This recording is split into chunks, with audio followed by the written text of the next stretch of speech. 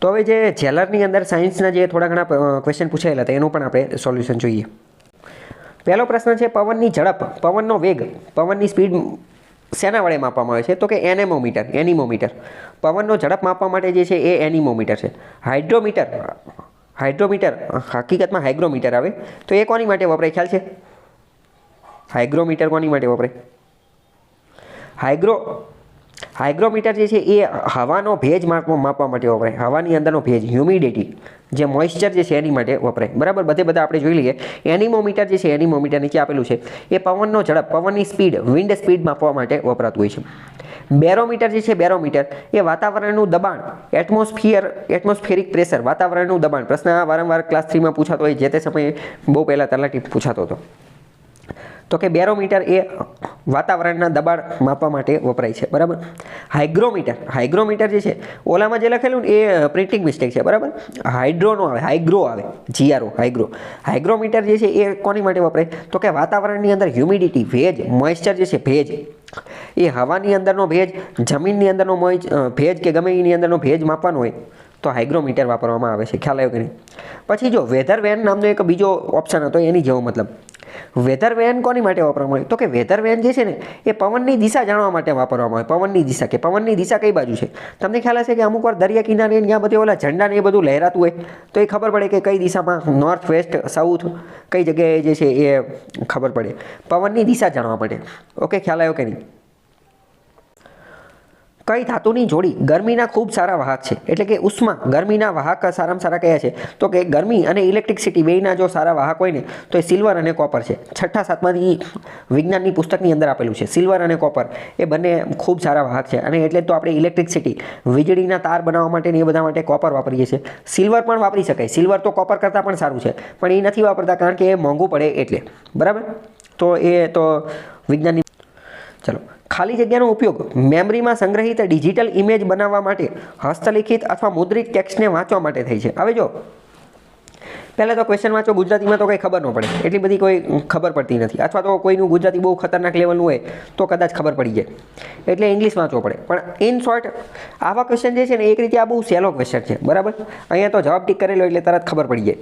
પણ એક્ઝામમાં કન્ફ્યુઝ થઈ જાય કે આ ક્વેશ્ચન કહેવા શું માંગે છે, સરખું ખબર પડતી નથી. શું તમને ખ્યાલ છે કે આ ક્વેશ્ચન શું કહેવા માંગે છે? તમે સમજી ગયા? આવા ક્વેશ્ચન જે છે ને એક રીતે સહેલા છે પણ ચેલેન્જિંગ હોય, તો આવા ન ખબર પડે તો પહેલાં તો તમે ડાયરેક્ટ ઇંગ્લિશ જોઈ શકો છો કે ઇંગ્લિશમાં શું કહેવા માંગે છે. અને જો ઇંગ્લિશ ન આપેલું હોય, અમુક એવું બને કે ઇંગ્લિશ ન આપ્યું હોય, તો ગુજરાતીમાં તમારે સરખું વાંચવું પડે કે ખાલી જગ્યાનો ઉપયોગ. ચલો, ઉપયોગ એટલે ખબર પડી ગઈ કે મેમરીમાં સંગ્રહિત ડિજિટલ ઇમેજ બનાવવા માટે. તો કીવર્ડ પકડવાનો કે ડિજિટલ ઇમેજ બનાવવા માટે. ડિજિટલ ઇમેજ તો કે બનાવવાનું છે શું? તો કે આપણે બનાવવાનું છે ડિજિટલ ઇમેજ. તો આપણે જોવાનું નીચેનામાંથી ડિજિટલ ઇમેજ બનાવવા માટે કોનો ઉપયોગ થાય? શું પ્રિન્ટરનો ઉપયોગ ડિજિટલ ઇમેજ બનાવવા માટે થાય? તો કે ના, પ્રિન્ટરનો ઉપયોગ તો ફિઝિકલ ઇમેજ બનાવવા માટે થાય. એ તો ડાયરેક્ટ પ્રિન્ટ કાઢે ને, એટલે એની મદદથી કોઈ ડિજિટલ ઇમેજ ન બને. તો કે ડિજિટલ ઇમેજ એ સ્કેનર બનાવી દે. ખ્યાલ આવ્યો કે ન આવ્યો? તો આમાં શું કરવું પડે? આપણે કીવર્ડ પકડવો પડે. ગુજરાતી સરખું લખેલું નથી એટલે. બાકી ક્વેશ્ચન તો સહેલો, સ્કેન કરતાં બધાને આવડતું જોઈએ. અત્યારે તો દરેકના મોબાઈલની અંદર સ્કેન માટે ને ક્લિયર સ્કેન ને કેમ સ્કેન ને બધી એપ ને બધું પડ્યું હોય, પણ ક્વેશ્ચન સમજવો મહત્વનું છે. હવે ખબર પડી કે ક્વેશ્ચન કઈ રીતે વાંચવાનો, કઈ રીતે કીવર્ડ પકડવાનો કે ડિજિટલ ઇમેજ બનાવવા માટે.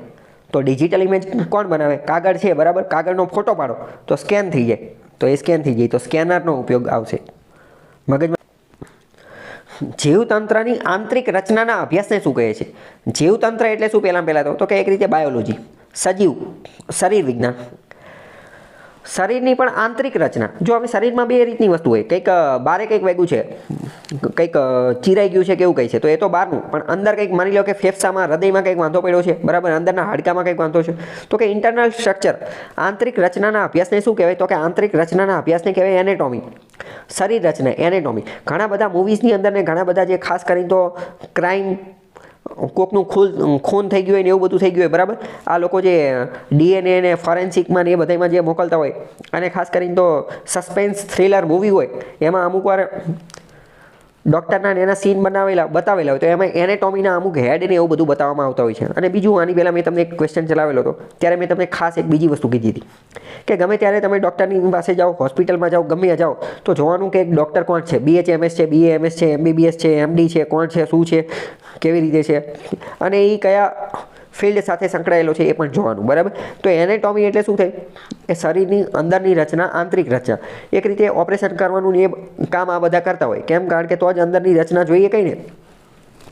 ઓપ્શન ડી છે સાયટોલોજી. સાયટોલોજી ધોરણ 10 વિજ્ઞાનની અંદર આપેલું છે. સાયટોલોજી એટલે શું કહી શકશો? એ કોની સાથે જોડાયેલું છે? સાયટોલોજી જે છે એ કોષ સાથે જોડાયેલું છે. કોષ વિજ્ઞાન. આપણે શરીરનો જે પાયાનો એકમ કોણ છે? શરીરનો પાયાનો એકમ, બિલ્ડિંગ બ્લોક, નાનામાં નાનો એકમ એ કોષ છે. તો કોષ સાથે જોડાયેલું હોય તો એ છે સાયટોલોજી, બરાબર. જો એનેટોમીમાં નીચે આપેલું છે શરીરની અંદરની રચના, ફેફસા, હૃદયને, આંતરડા ને એ બધાનું કંઈક ઓપરેશન કેવું કંઈ કરવાનું હોય તો એ બધું એનેટોમી છે. ઘણા બધા મૂવીની અંદર ને એ બધું આવતું હોય છે, શસ્ત્રક્રિયા હારે આ બધું જોડાયેલું હોય. તો મૂવીની અંદર ને એ બધાની અંદર આવું બધું આવતું હોય તો એવા બધા શબ્દો આપણે બહુ પહેલા લેક્ચરમાં ચલાવી દીધું હતું, કીવર્ડ ટેકનિક, કે શબ્દો ઉપર હંમેશા ગૌર ફરમાવવાનો, એ શબ્દની અંદર ઉતરવાની કોશિશ કરવાની, શબ્દ જાણવાની કોશિશ કરવાની. સાયટોલોજી એટલે તો કોષ વિજ્ઞાન, શરીરનો જે પાયાનો એકમ કોષ છે એ, બરાબર. ધોરણ 10માં આપેલું છે.